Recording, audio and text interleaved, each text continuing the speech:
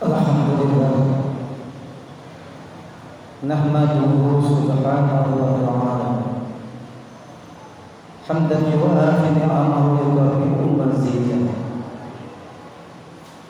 Ashhadu an la ilaha illallah wahdahu la syarika lahu wa ashhadu anna sayyidana wa nabiyyana Muhammadan abduhu wa rasuluhu la nabiyya ba'dahu.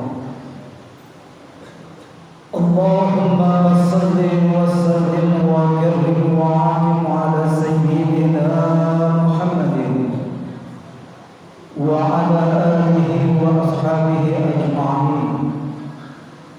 Amma ba'du, fa ya ibadallah, usikum wa iyaya bittaqwallah faqad fazal muttaqun.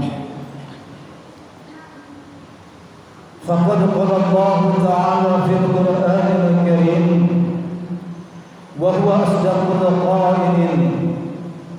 A'udzu billahi minasyaitonir rajim. Bismillahirrahmanirrahim. Ya ayyuhalladzina amanu taqullaha haqqa tuqatih wa la tamutunna illa wa antum muslimun. Ma'asyiral muslimin, sidang Jumat rahimakumullah. Dengan memanjatkan puji serta syukur seiring dengan nikmat yang Allah berikan, alhamdulillah, pada kesempatan siang yang mulia ini kita masih dipilih oleh Allah menjadi hamba-Nya. Kita diberikan kekuatan tauhid, kekuatan iman dan Islam, sehingga kita dibimbing olehnya untuk melangkahkan kedua kaki kita ke rumahnya yang mulia ini, yaitu guna melaksanakan salah satu kewajiban kita, yaitu ibadah Jumat secara berjamaah. Dengan harapan dan penuh harapan semoga ibadah kita kali ini, baik ibadah-ibadah yang telah kita lakukan seluruhnya, diterima Allah Subhanahu wa ta'ala. Betapa banyak kalangan dari kita di luar sana yang tidak dapat memanfaatkan waktu, yang tidak dapat memanfaatkan nikmat yang Allah berikan, tidak mensyukuri nikmat-nikmat yang begitu banyak yang Allah berikan, baik itu nikmat sehat walafiat, sehingga tidak Allah berikan hidayah, sehingga dirinya tidak mampu untuk melangkahkan kedua kakinya ke tempat yang mulia ini. Maka dari itu jamaah sekalian, bersyukur yang tiada kira Allah masih pilih kita, Allah masih berikan iman, Allah masih berikan Islam untuk diri kita. Betapa banyak orang di luar sana tidak mendapatkan hidayah karena belum tentu orang yang berilmu pun mendapatkan hidayah. Maka itu bersyukurlah kita sebagai orang awam masih dipilih oleh Allah menjadi hamba-Nya hingga diberikan hidayah, sehingga kita memiliki kekuatan iman dan Islam, kita bisa berkumpul di rumah Allah Subhanahu wa ta'ala. Semoga kita dapat menjaga keimanan kita, tauhid di dalam jiwa sanubari kita hingga akhir hayat kita, sehingga kita dapat dimasukkan oleh surganya Allah Subhanahu wa ta'ala, dimasukkan ke dalam surganya Allah Subhanahu wa ta'ala. Kita kokohkan keimanan kita sampai akhir nafas, sampai akhir ruh dicabut oleh Allah Subhanahu wa ta'ala. Baginda Nabi menjelaskan, man kana akhiru kalamihi la ilaha illallah dakhalal jannah. Barang siapa yang di akhir ucapannya kalimat la ilaha illallah, dia pasti akan masuk surga.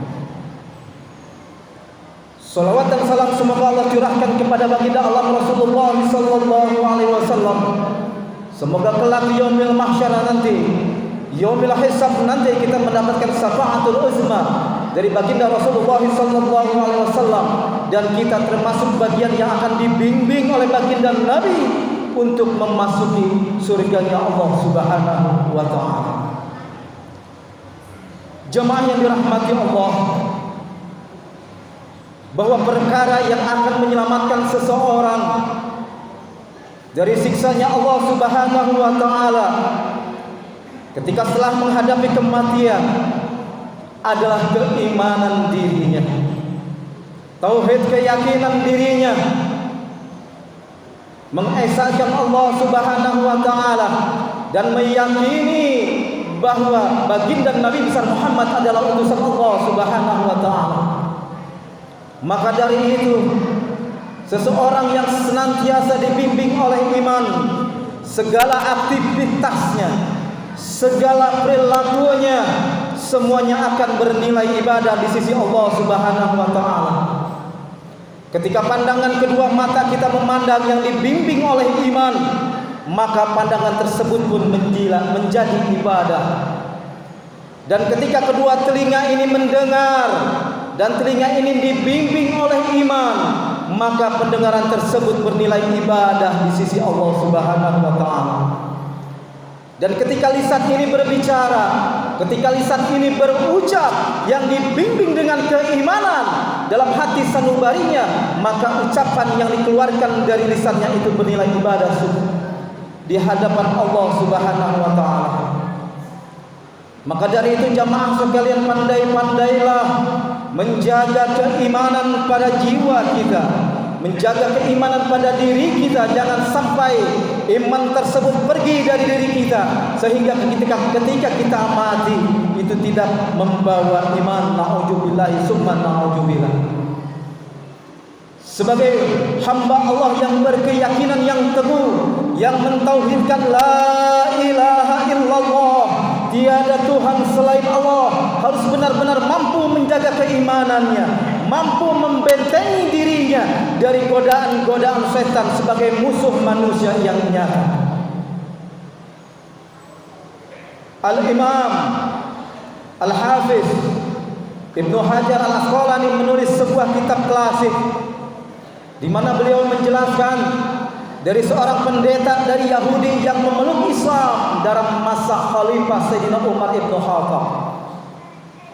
Al-Hafiz Ibnu Hajar Al-Asqalani menjelaskan, al-husunu lil mu'minin minas syaitanis salasun, bahwa benteng bagi orang-orang yang beriman, bahwa benteng untuk orang-orang yang beriman dari godaan iblis, dari godaan setan salasun, ada 3 perkara. Seandainya 3 perkara ini ada pada diri kita, maka insya Allah kita akan mampu membentengi diri kita, membentengi keimanan kita, senantiasa menjaga keimanan dalam hati sanubari kita, agar keimanan kita tidak pergi dari jiwa kita. Karena setan tidak segan-segan untuk menggoda manusia. Itulah memang janjinya iblis. Kenapa? Agar manusia memasuki lingkarannya hingga menjadi teman di nerakanya Allah Subhanahu wa taala. Na'udzubillahi summa na'udzubillah. Benteng bagi orang yang beriman yang dijelaskan oleh Al-Hafiz Ibnu Hajar Al-Asqalani dalam kitab Nasaihul Ibad, al-husunu lil mu'minina minas syaitani salasun, bahwa benteng bagi orang beriman dari godaan iblis ada 3 hal, ada 3 perkara. Yang pertama, al-masjidu hisnun, bahwa benteng bagi orang yang beriman yang pertama adalah masjid. Masjid baitun min buyutillah, masjid adalah suatu rumah dari rumah-rumahnya Allah. Kenapa demikian? Karena masjid tempat berzikir manusia dan para malaikat, sehingga iblis pun enggan untuk menggoda manusia bagi manusia yang senantiasa berada di dalam masjid. Inna buyutallah fil ardi al-masajid, bahwa sesungguhnya rumah-rumah Allah di muka bumi ini adalah masjid-masjidnya Allah Subhanahu wa taala.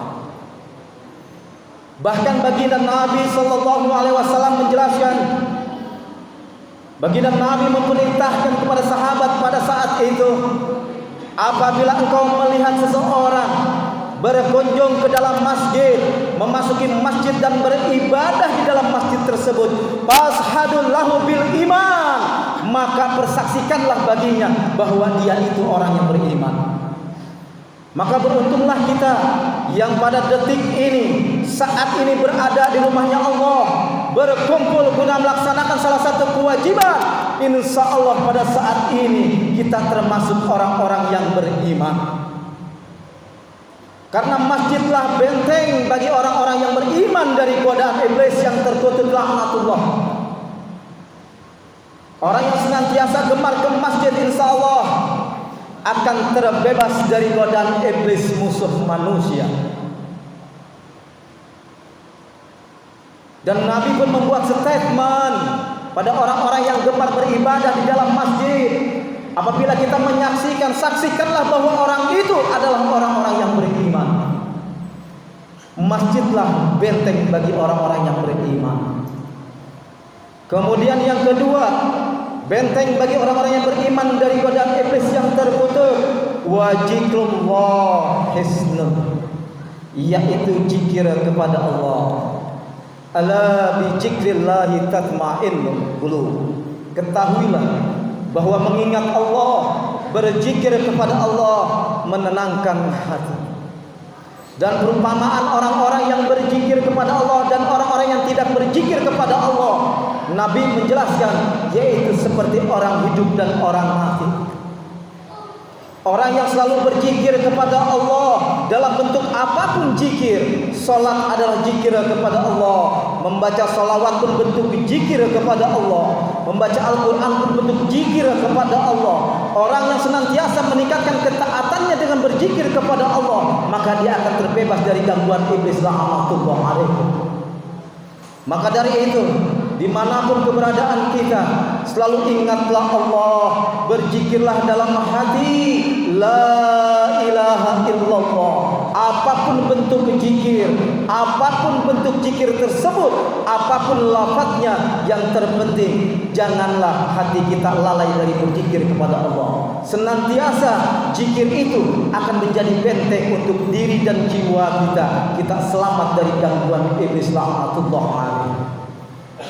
Kemudian kata Al-Hafiz Ibnu Hajar Al-Asqalani, yang dapat membentengi keimanan orang yang beriman dari gangguan iblis yang ketiga, wa qiraatul Qur'an hisnun, yaitu membaca Al-Quran adalah benteng bagi orang-orang yang beriman.